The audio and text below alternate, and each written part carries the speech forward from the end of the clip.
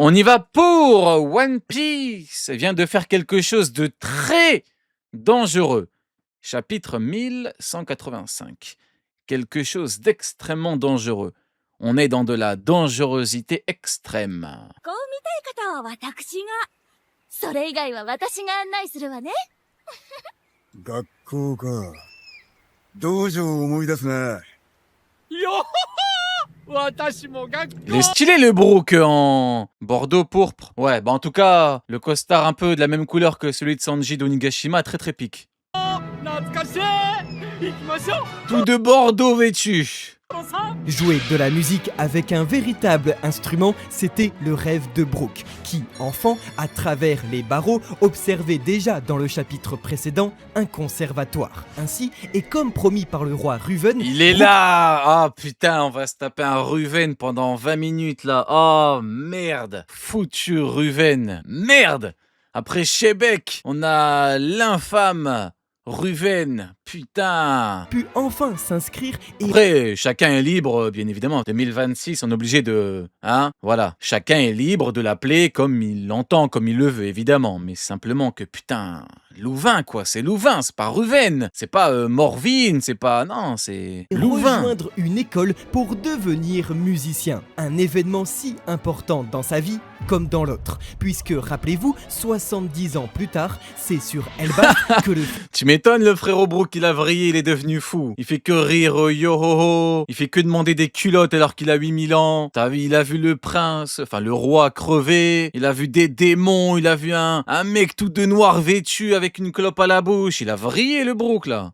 d'honneur au chapitre 1134 et face à l'école du Morse nous disait déjà que revoir une école le rendait nostalgique. Maintenant, on comprend pourquoi. À l'époque, Eiichiro Oda nous indiquait donc à travers les bulles de dialogue qu'il comptait bel et bien nous raconter l'enfance du fredonneur, qui, dans ce début de chapitre, nous dévoile donc son apprentissage de la musique, mais également de l'escrime avec Candel. Oui, quasi... Avec Candel, que beaucoup ont diffamé. Louvain et Clément. Donc il pardonne toute cette diffamation qu'il y a eu à l'encontre de sa femme. 20 ans après... Ça a dit que c'était le diable incarné, chef des chevaliers divins, la mère de Mihawk, la grand-mère de Mihawk, qui a abandonné son gamin, je sais pas quoi, ou alors son gamin il était parti solo, je sais plus quelle histoire c'était, mais beaucoup de diffamation, hein. Après sa première apparition, Brook nous raconte l'origine de son style de combat. La cousine d'Aizen, carrément. L'escrime française et notamment l'obad, cette technique d'estoc typique de Brook utilisée tout le long du manga et qui vient en réalité depuis le départ de Candel en personne. Ah non, moi je l'ai pas diffamé, moi j'ai dit c'est louche. Mais est-ce que moi je l'ai diffamé? Est-ce que je l'ai traîné dans la boue? Hein? Est-ce que j'ai dit que c'était la grand-mère, la mère de Mihawk, que c'était la servante du diable? Est-ce que moi je l'ai diffamé? Non. Pas du tout. Elle-même inspirée des textes. Mais bon, c'est pas grave, on est bon et on est clément. Mais attention, hein. Ceux qui vont ouvrir leurs fesses, là, attention les mecs, hein. France. Vous diffamez et en plus vous venez parler, hein. Mais là où ça devient dingue, c'est qu'une obad est en fait une sérénade du matin, un chant ou un poème d'amour romanesque chanté. Je l'ai diffamé et je l'assume pleinement. Ouais, mais toi, petit lui, c'est normal. Toi, t'es un envoyé du diable, le petit lui. C'est normal que toi, tu l'as diffamé. Toi, ça compte pas, frérot. À l'aube par un soldat. Toi, tu es un petit diablotin. Toi, tu travailles pour Aizen, frérot. C'est pas pareil. Et par extension... Moi, je parle de ceux qui se font passer pour des anges, tu vois. Une prestation musicale donnée tôt le matin en hommage à quelqu'un. L'obad résume donc entièrement l'attitude de Brook. Lui qui, que ce soit en tant que soldat ou pirate, chantait toujours le matin pour réveiller les gens et qui dans cette attaque rend hommage à la personne dont on dirait on t'aime un documentaire sur la vie de Mozart. Il était grave in love. La star, la reine, elle est là. Candel, une obad donc dans tous les sens du terme. La femme la plus diffamée du monde.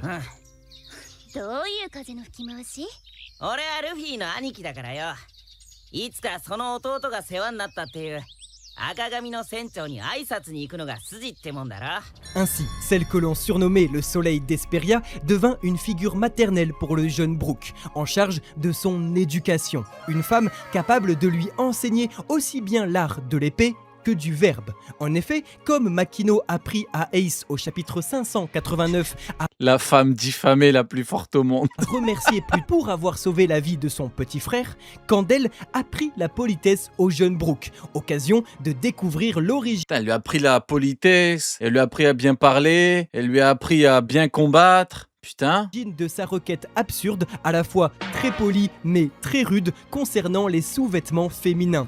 En gros, il demande toujours à voir les culottes, mais maintenant il dit s'il te plaît. Eiichiro-oda grandit, Eiichiro-oda vieillit. Alors, rien de très surprenant à constater que l'arc d'Elbaf s'articule autour de jeunes hommes et jeunes femmes qui doivent s'émanciper de leurs parents de la plus violente des façons. Vous n'êtes pas sans savoir que l'auteur de One Piece a aujourd'hui 2 filles âgées environ de 20 ans et que, en tant que père, il a dû lui aussi subir leur crise d'adolescence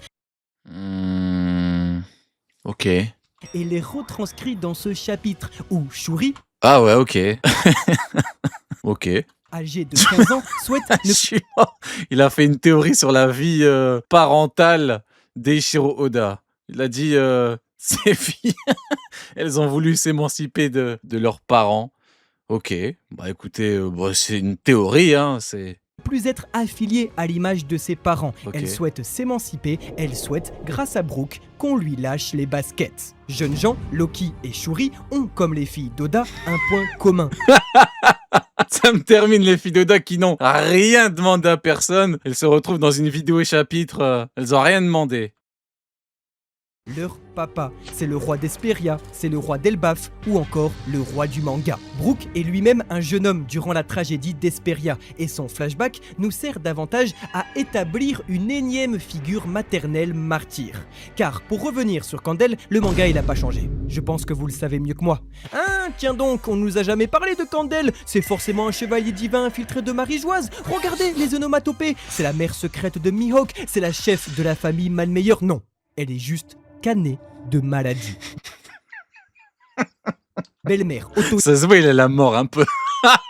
Ça se voit, il a la mort que c'est pas la grand-mère de Mihawk ou que c'est pas... C'est quoi? chef de la C'est pas une man meilleure ou que c'est pas la servante d'Imu. Ça se voit, il a un peu la mort. Hein. Le manga, il a pas changé. Non, non, non, il y a que le football qui change. famille Malmeyer. Non, elle est juste canée Voilà. de maladie. Belle-mère, Otohime, Scarlett, Rouge, Bankina ou encore Toki, ça fait 30 ans que le tonton y bute toutes les daronnes de Grand Line. Ah, t'as la mort, hein? Tu voulais que ce soit l'obligé du diable, hein? Du coup, tu dis, ah, le tonton, il a encore tué une pauvre daronne de maladie. Ouais, ouais, et il y en aura d'autres. J'ai un scoop pour toi, il y en aura encore. C'est pas maintenant qu'il allait changer. Et là seulement, il pète tous les records. En un arc, on a eu 4 mamans. Les 4, elles sont mortes, dont 3 de maladie. Ouais. Brook gardera cependant une posture très professionnelle avec la princesse Shuri, qu'il compte Personne ne veut de Mihawk. Le problème, c'est qu'il faut arrêter de vouloir associer tout un tas de personnages à Mihawk. Imu, Candel, Garling... On nous a dit qui d'autre? Qui était lié à ce connard de Mihawk là? Les gens, ils veulent à chaque fois associer des gens à Mihawk. C'est moi qui vous le dis. Laissez-le tranquille, Mihawk. considérera comme sa protégée. Il Une est déjà suffisamment dans la merde comme ça. Il est en train de comploter avec Crocodile dans un putain de chapiteau. Dans un chapiteau, il complote et les gens, ils veulent le foutre dans la merde. Les gens, ils lui disent, ah, en fait, t'es le fils d'Imu. En fait, t'es le comte Dracula. Non, c'était quoi la théorie de con là? J'ai plus l'image. En fait, Mihawk, il a 2000 ans. Il a été envoyé... Non, il a pas 2000 ans. Il a 800 ans et il a été envoyé 800 ans dans le futur. Donc Mihawk, ouais, putain, n'importe quoi. protégée qui Il a été envoyé 800 ans dans le futur alors qu'il avait déjà 800 ans. n'a pas vraiment besoin de protection quand on réalise, comme Brook, que cette dernière s'éveille apparemment voyagé dans au le temps. acquis de l'observation. Chose que je rappelle, Brook ne possède même pas au Exactement, voilà, c'est lui que j'ai oublié, Rayleigh, voilà exactement. C'était du coup petit-fils de Candel, fils de Rayleigh, fils d'Imu, on avait eu cousin de Garling, un truc de merde. Oh les mecs, ça y est. Pourquoi les gens ils veulent toujours l'associer à des figures importantes ou pas forcément, ouais, importantes du manga? Pourquoi? Ça c'est parce que les gens ne veulent pas que Mihawk soit ce qu'il est. C'est-à-dire un simple Shichibukai qui a été dégagé comme une vieille chaussette sale et qui maintenant se retrouve à comploter avec Crocodile dans un chapiteau. Du coup, les gens, ils veulent l'associer à, vous voyez, c'est le fils d'eux, le petit-fils, le frère, le cousin. présent de l'œuvre. Enfin, notons que son rêve de devenir pirate est enfin mentionné, articulant soigneusement sa seconde vie qui s'apprête à commencer, celle sur le pont des Rumbar pirates. Ainsi allait la vie à Esperia. Seulement, tout s'apprêtait à basculer. Hey, c'est Ginny. Parlons de Ginny. はあうちに憧れてんのキモガキどもが On a parlé d'elle pendant quoi? 3 ans? 2 ans? Pendant 2 ans entiers, on a parlé d'elle. Ils sont là. Ils sont là, les kidnappeurs. Regardez, regardez, regardez. Le pantalon noir à 800 $ du kidnappeur.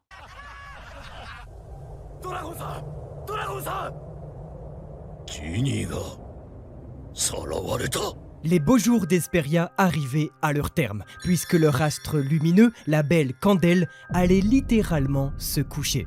En effet, il y a environ 65 ans, Esperia accueilla un descendant des grands fondateurs de ce monde. Rien d'exceptionnel, les Tenryubito peuvent descendre sur Terre. Roger, si je quitte la marine, qui va protéger ceux qui protègent les esclavagistes? Enfin, Roger. Témoignera 55 ans plus tard la venue de l'un d'entre eux au royaume de Goa, comme l'annonçait Stelly au chapitre 586. Sur Sabaody, nous apprenions que les dragons célestes avaient pour habitude. Et voilà, Roger. Si je quitte la marine, mais qui va protéger ceux qui protègent ces gens-là, quoi? Toi, tu seras ma nouvelle femme. Je vais vous demander de bien vouloir remplir les formalités faisant de vous sa 13e femme. Eh ben putain.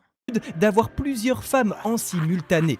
Alors, une fois n'est pas coutume, après le kidnapping de Ginny par un Tenryubito au chapitre 1097, qui donnera naissance sur la Terre Sainte à Jewelry Bonnie, après C'était quoi la théorie déjà? Le kidnappeur, c'était... Ah bah, il est là. la liaison de Saint Garling Figerland Voilà, c'était Garling. C'était ça la théorie de mémoire. Hein. C'était que Garling est le père de Ginny. Hein. Donc en gros, la théorie, c'est que Garling est un V-Word. avec Magnolia de God Valley, dévoilé au chapitre 1157 et qui donnera naissance à ses enfants Shamrock et Shanks, il est fort possible que le Il est là, tout de noir vêtu, les problème man. chevalier divin qui se rendit à Esperia abusa de la chef des armées. En effet, Attends, quoi? elle est la femme la plus belle du Attends, j'ai pas compris. Oh merde, attends. Shamrock et Shanks, il est fort possible que le chevalier divin qui se rendit à Esperia abusa de la chef des armées. Attends. Donc le chevalier divin aurait rêvé Candel à Esperia? C'est ça qu'il dit? En effet, elle est la femme la plus belle du pays, et c'est souvent ce que recherchent les Tenryubito qui voient en les femmes que de simples trophées. De plus, Brooke nous dit subtilement dans ce chapitre que Candel D'accord. Ok. Et ce serait une dinguerie, mais c'est déjà arrivé avec Ginny après... Ok. restait clouée au lit pendant plusieurs mois. Mais alors, une femme qui rencontre un homme dragon céleste et qui doit se cacher pendant la durée d'une gestation, ça nous fait penser à un truc effrayant. Shuri ne ressemble en rien au roi Ruven. Elle n'a aucune de ses caractéristiques. Elle n'a ni ses yeux, ni ses cheveux, ni son nez. Oula. Ah ouais, d'accord, donc ce serait... Ah ouais, oh putain. Ah ouais, oh c'est chaud. Oh c'est chaud, ça fait des théories sur les V-Words maintenant. Putain, y a pas que le football qui a changé. Les théories One Piece aussi, ça a changé. Hein. Ok, la théorie du V-Word. Rien. Elle serait donc en réalité la fille de ce dragon céleste mystérieux qui pourrait être le chef de la famille Manmeyer. Ok. Cela expliquerait pourquoi Shuri est épargnée. Elle ne serait pas comme son père adoptif, un Davy, mais bien comme il nous l'était précisé déjà au chapitre 1060, comme son père biologique, une dragon céleste. Ce serait chaud, mais après, écoutez... Et donc du coup, elle aurait été épargnée parce que c'est la fille de... Une Manmeyer. Bon et magnanime, le prince Ruven aurait décidé cependant, comme Kuma avec Bonnie, de conserver l'enfant et de garder le secret de sa naissance, allant jusqu'à même marier la femme dont il est amoureux lorsqu'il devint roi, faisant d'elle la reine du pays. Malgré cet épisode, le soleil d'Esperia continuait sa course, mais s'apprêtait cependant à vivre son tout dernier coucher. Nous sommes il y a 62 ans. Mais donc du coup, parce qu'en fait, pour Ginny l'avait kidnappé. Ils l'ont kidnappé et ils l'ont ramené là-bas. Et donc là, en fait, il l'aurait V, après il s'est barré. Genre en gros, il aurait abusé d'elle, après il se barre, le mec. Putain, c'est chaud. Mais ouais. Tu sais, le truc avec Ginny et tout, on te dit, ouais, kidnappé. Ouais, là, il va devoir te dire qu'il y a un bug, il est venu. Un V-word puant qui est venu. Ah ouais, c'est chaud de fou, hein. Et alors qu'Hesperia vivait ses plus belles heures à l'aube du 15e T'inquiète, 14 ans, être une servante. anniversaire Ouais, la théorie, comme quoi c'était une servante pendant 14 ans pour rien. de la princesse Shuri, le royaume tout entier subit un curieux et tragique incident environnemental. En effet, une brume corrosive recouvrit tout le pays, détériorant tout autant les instruments des musiciens que la santé des habitants. Ce que j'aime bien dans la théorie, c'est que ça expliquerait pourquoi Shuri est encore vivante. En gros, ils l'ont gardée parce que c'est la fille d'eux. Après, c'est devenu un chevalier divin.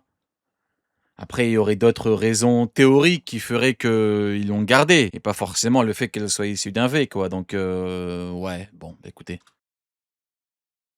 Alors, pas besoin d'avoir bac+5 en fourberie pour comprendre que ce gaz est sans nul doute un coup monté du gouvernement pour forcer la main du roi Ruven afin qu'il ne paye plus son tribut céleste en liquide, mais bien en esclaves. 1000. Mais pourquoi faire? Ils ont même pas dosé, ils ont dit 1000 esclaves, les enculés. 1000. T'imagines 1000 de tes concitoyens, tu dois les donner. Des esclaves, c'est chaud. Eh bien, tout simplement pour démanteler la force du pays. Mais pourquoi faire? Pour rendre Ruven vulnérable.